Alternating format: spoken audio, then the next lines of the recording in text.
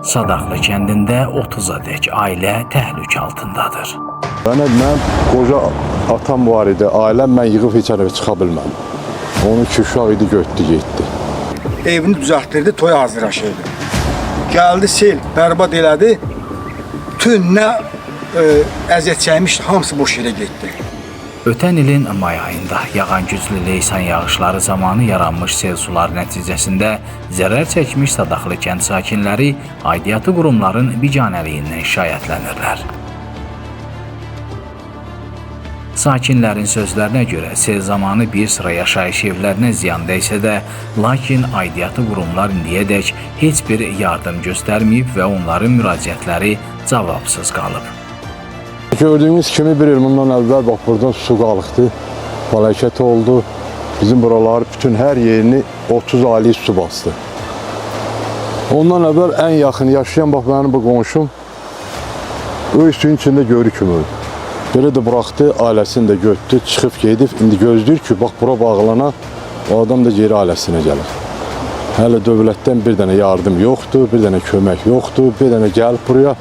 Baxan yoxdur ki, bu xalq niyə yaşamıyor burada, bunun ailəsi har idi.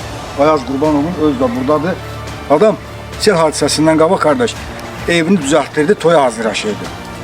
Gəldi sel, bərbad elədi. Bütün nə əziyyət çəkmişdi, hamısı boş yerə getdi. İndi təzə-təzə düzəltdirir qardaş, görəyindən belə nə olacaqdır.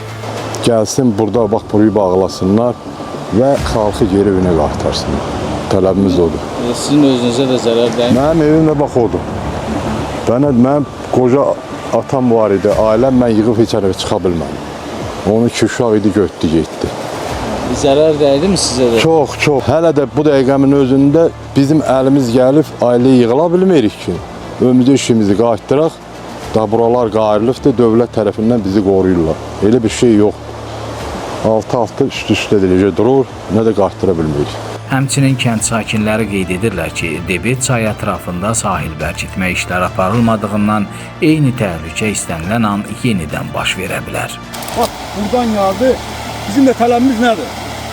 Bir vətəndaş olaraq, biz buranın yeri sakinləri olaraq qonşumla beraber və bir neçə adamla beraber tələbimiz nədir? Bizə bir dənə ekskavator versinlər devlet tərəfindən. Bir də yanacaqla təmin etsinlər. Özümüz canlı qüvvə olaraq özümüz düzəldək öz problemimizi. Devletdən bizə qardaş, nə xeyir var, nə bərəkət var, nə də kömək var. Heç də. 50 dəfə müraciət eləmişik, bizə elə gəlirlər, turist kimi baxdılar, şəkilini çəkiblər, gediblər. Bu hadisədən sonra da baş naziri özü sərəncam verdi ki, zərər çəkmiş yerlərə devlet tərəfdən maddi dəstək olunacaqdır. Hər bir yerə dəstək olundu, köy müqarlı bizim Borçalı bölgəsinə 1 manat ayrılmadı. Yeri bələdiyyə ayrılmadılar ki, gedin o ziyan çəkənlərin yarasını sarıyın.